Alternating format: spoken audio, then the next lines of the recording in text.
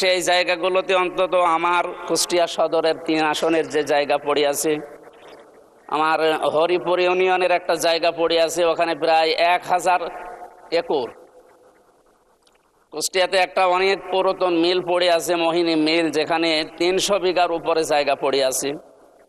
এরপরে আরো বিভিন্ন জায়গা, সুগার মিলে ওখানে প্রায় 750 বিঘা জমি পড়ে আছে।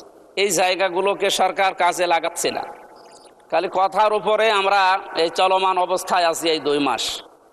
আমি অনেকগুলো জায়গায় যোগাযোগ করেছি, কিন্তু সাড়া পাচ্ছি না। অথচ এলাকাতে যে সমস্ত বিষয়গুলো নিয়ে এখন তোলপাড়, এলাকায় যাওয়া যায় না।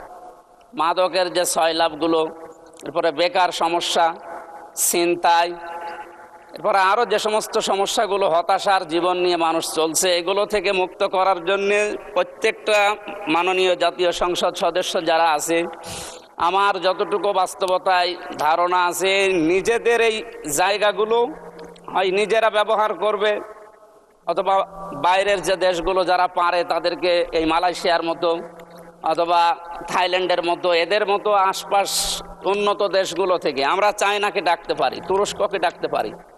এদের মাধ্যমে আমার এলাকায় এই যে জায়গার কথা বললাম, এই জায়গাগুলো যদি ব্যবহার করা যায়, আমার মনে হয় কমপক্ষে 12-13 হাজার মানুষের কর্মসংস্থান তৈরি হবে।